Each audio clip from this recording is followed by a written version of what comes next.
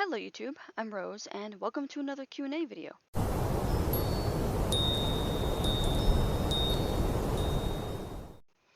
If you check the pinned comment of the Q&A announcement, you'd know I'm not going to do these monthly anymore. That became too difficult for me, which sucks because I want to do these a lot more often. However, it's been quite a long time, so I think it's time for another Q&A. And this time around, we got someone new to ask questions. However, I sadly don't know how to pronounce your username because I'm not that bright. But nevertheless, their first question is, what did you think of the Sonic movie? That's an interesting question. I'm not sure how to answer it. I thought it was great for what it was establishing, but it didn't break any boundaries for being awesome, which I had hoped it would have been to get people talking about it in a good way rather than negatively.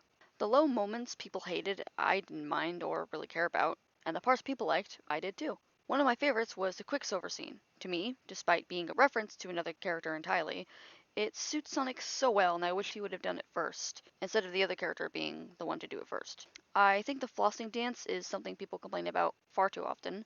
It's not really anything horrible like people treat it as, it's just a pop culture reference and nothing more. Jim Carrey as Robotnik is as brilliant of a choice as it was for him to be the Grinch. And just like the Green Guy, I can't picture anyone else being the Doctor. I truly can't. Despite being a buddy cop slash road trip type of movie, I thought it was a pretty cute way to make Tom and Sonic bond, even if Sonic is faster than the car. Were it not for the reputation, development process, and initial fan outcry, I think the first Sonic movie could have gotten just as much love as the sequel has gotten so far. Their second question is, what would you like to see in a Spyro movie if one got made? Honestly, I am probably the worst person to ask this question because while I do like a couple of characters in the last two games of the original trilogy, I prefer the symbolism of the first game. It's just Spyro saving his fellow dragons, flaming slash charging butt, and taking names. The game is criminally short, and the other two games were just a lot for me to take in. Realistically, those games would be ideal for making a Spyro game, and the first game wouldn't be that interesting on screen. However, I suspect the other Spyro games would make for better cinema, and I haven't seen gameplay of either of them in years. Regardless, I probably, sadly, wouldn't be interested in such a movie. I don't know though, I could be wrong. Their third question is, how do you get into the furry thing and what do you do? I know it'll be different for everyone, and just wondered if you hung out with friends dressed up or if there was more to it for you. Well, so much for detaching that part of my life from my channel. No looking back now, I suppose. Anyway, I've technically been a furry all of my life and just didn't know it. I've always been an animal lover as well as a lover of anthromedia like Disney movies and animal mascot games like Sonic, but didn't really have any avenue with which to let it flow. And then I discovered DeviantArt and found a bunch of anthro and creature art and ultimately fell in love. The designs, the colors, the detail.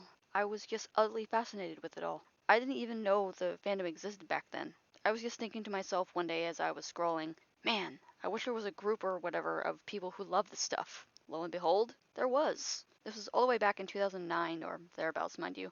But the most hilarious thing was that when I was using IMVU back then, I wore nothing but furry accessories pretty much, and still didn't know about the fandom at that point. And I was so naive that I thought furry stuff was exclusive to IMVU. What a shocker it was to me when I told my former friend I wanted a pair of fingerless paw gloves. I wanted them so badly. She joked that I was a furry. Boy, did she turn out to be correct. After that, I looked up furry stuff, found my home, and I never looked back.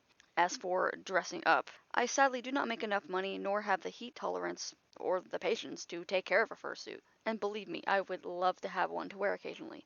These days, I mostly just gush over SFW furry artworks and also SFW fursuits and save them to my phone. I have only been to one furry convention, pre-COVID of course, and have conversed with some furries, online and what have you.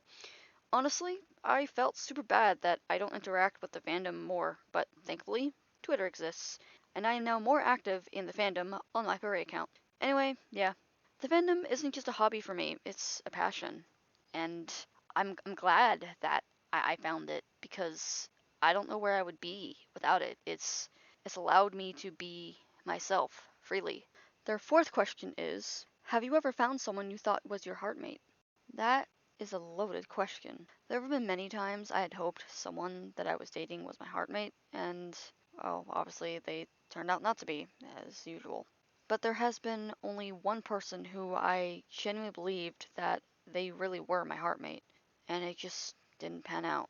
Now, it's come to the point of being what if, and it's just exhausting. But all I can do is pray that God leads me down the path He wants me to go until my heartmate and I find each other. I swear I get glimpses of my heartmate every day. Maybe it's just my desperation mixed with imagination, I don't know. But my heart yearns all the time. The heart song is deafening. I'm wishing for the one I've loved all this time to find me, that someday my one will come. Their fifth question is, how do you engage with the asexual community if you do? For me, it boils down to questioning myself all the time and asking for reassurance because my brain's weird like that. Also, calling out ace-phobes to let other people know to avoid and block certain people. And venting about the agony of having a libido and how much I wish I didn't have one because as someone pointed out to me today, it's useless and targeted at no one. So why does it exist? Also reacting to ace-related videos, as you already know, and laughing at asexual memes. That's basically it right now. I have only a few ace friends, so yeah. As much as I would like to interact more, I don't really know what else to do, to be honest. Their sixth and last question is, how do you like making content on YouTube? And are you on any other platforms? Despite the fact that I'm still a small channel, I really do enjoy the fact that I'm finally able to make the content the way I've always wanted to for years now, and I sincerely hope that continues for a long time. As for other platforms, I guess now's a good time as any to plug them. I rarely post on my Instagram and Tumblr, but there's that, I guess. The only other platforms I can think of is TikTok, but I'm strictly posting YouTube shorts of the funny gaming moments clips there, since I can't post anything else due to the format and whatnot. I am on other social media, but those aren't really platforms, so yeah.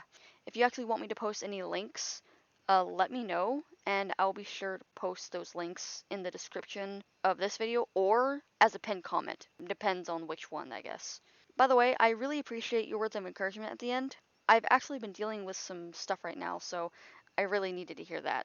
I will always make content I enjoy, because I can't do anything else. Otherwise, why do it? And yeah, as a rule, my videos tend to be about a half hour long, and even though I'm trying to hit that 20-minute sweet spot, I just can't seem to get myself to do so. But I'm glad that you enjoy my content enough to want a lot of it. That's really nice to hear. And that's all for the questions. Thanks for sending those in, dude. And if you send me more questions for a future video, definitely let me know what nickname you go by as, okay? With that said, if anyone else watching this wants to ask me a question, please go to the Q&A announcement for instructions, and you'll likely see them in the next Q&A. Alright, that's all the time I have left. I can't wait to hear from you all. See you next time. Wait, before you click off, please leave a comment, then like and share this video if you enjoyed it. Also, don't forget to subscribe. And turn on notifications. Links to social media and other stuff is in the description. Once again, thank you so much for watching, and until next time, don't forget, emptiness does not conquer dreams. Dreams conquer the emptiness.